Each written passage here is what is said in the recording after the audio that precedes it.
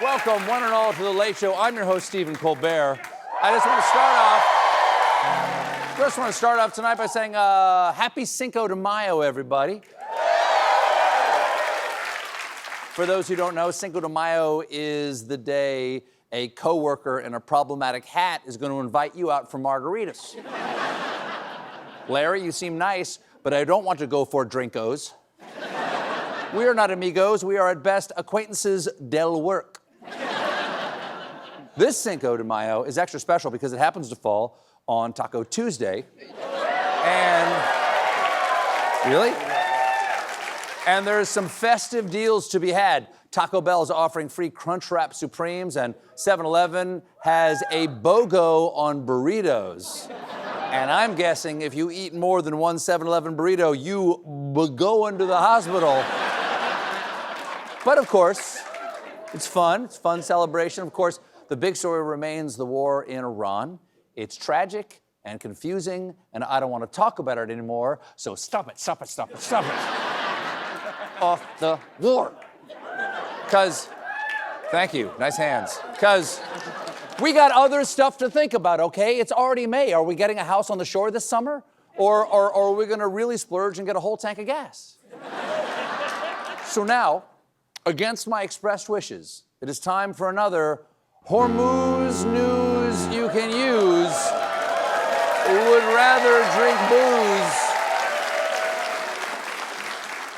According to the latest reports, the Strait is closed, we think, because only 2 ships were known to have passed through the waterway on Monday, and some 1,600 ships and roughly 20,000 seafarers remain stranded. Stranded seafarers.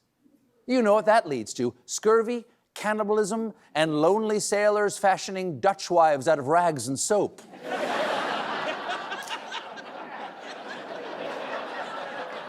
You are so lovely, Greta. And so quiet. There are reports of the U.S. and Iran exchanging fire, and today, for the second day in a row, Iran hit the UAE with drones and missiles. That is dangerous, okay? Not just to Mideast peace, but to my parent corporation, because Paramount's bid to buy Warner Brothers relies on $24 billion in Gulf funds, including the Limad holding company, which is run by the Crown Prince of the UAE. So do you know this war could endanger the future UAE-approved version of HBO? With the hot Euphoria reboot, Obey Your Parents. This morning, in the Oval Office, Trump announced the return of the presidential fitness test to a group of small children and, of course, talked about the stakes of the war in Iran. We can't let Iran have a nuclear weapon. You might be too young for this. I don't know if I want. They probably know. They probably know better than most people. But you can't let a bunch of lunatics have a nuclear weapon, or the world would be in trouble. It's a very important thing. So we would have had an Iran with a nuclear weapon, and maybe we wouldn't all be here right now. All right, kids. Now let's read Green Eggs and Ham. The eggs are green because the chickens have mutated from radioactive fallout, but don't worry, you won't have to eat it. You'll all be dead. Then, and again, this was in front of a small crowd of very small children. Trump told the kids what Iran would have to do for the war to end. That's not the way we play. No, we do it the old-fashioned way. And they should wave. They're very proud. Maybe you won't see a white flag, but essentially that's already what they are. They should wave the white flag of surrender. In hockey, they say uncle, right? Yes. Yes, in hockey, they say uncle. We all remember the Miracle on Ice. 5 seconds are left in the game. Do you believe in Uncle? Yes! Speaking of confused children, Pete Hegseth. Today, the SecDef explained the operation to guide ships through the Strait of Hormuz and how it's different from the war, which is currently in a ceasefire. This is a separate and distinct effort, temporary in nature, that we plan to hand over to the world. So the president was willing to undertake this, send commercial ships through, send destroyers in, provide this red, white, and blue bubble of protection. Ah, yes, that time-honored metaphor for something impenetrable and long-lasting. The bubble. Hegseth also got a question about some surprising reports about a secret weapon. Can you kind of clarify these reports of kamikaze dolphins that we've heard about? I can't confirm or deny whether we have kamikaze dolphins, but I can confirm they don't. Well, then clearly we have kamikaze dolphins. We strapped porpoises with high explosives and then depressed them sufficiently that they're willing to ram ships in exchange for the promise of herring. What do you think about that, Flipper? I agree. We got suicidal dolphins.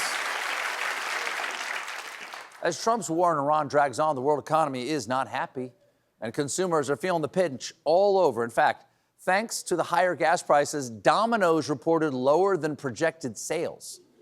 They've even had to update the tracker steps to order, prep, check status of Carg Island.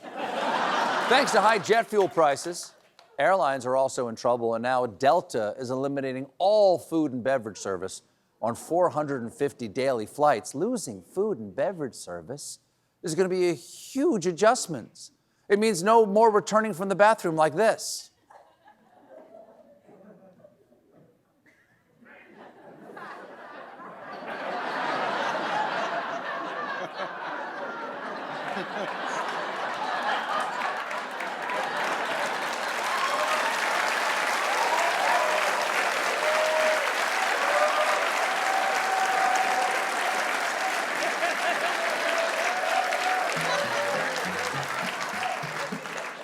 So, airlines are pinching pennies on snacks, and everyday Americans are struggling to make ends meet, which means it's the perfect time for the Met Gala. The annual event when Americans come together to watch the richest people wear the most expensive clothes that make you say, "What? That's crazy." And you go, Coleman Domingo. Fantastic. Always. The dress code this year was fashion is art, which is nice, but a little predictable. It's always fashion this and fashion that. Maybe just one year it could be something cool like big rig trucks. You know, something fun, hot glue guns. Or those big stump grinders they bring in to get out your stump. Those are fun. As always, there were some wild looks. Katy Perry stunned as the Bic boy. Some celebs. You like that one, Mr. Lampley? You enjoyed that one? I'm glad. 11 years in, got a laugh out of you. I'm so glad. He's a hard nut to crack, that Lampley. Some celebs had fun with makeup. Bad Bunny transformed into a sexy Dos Equis guy. Cardi B showed up as that thing on your neck you've been meaning to get checked out. Miss B was asked about her post-gala plans, and her response was not reassuring. What after parties are you hitting tonight? I don't know. You want to know a secret? I'm actually sick and I have a fever. Yep. And based on the expression of the guy behind her, he is learning that information in real time. We got a great show for you tonight. I sit down with President Barack Obama. Join us, won't you?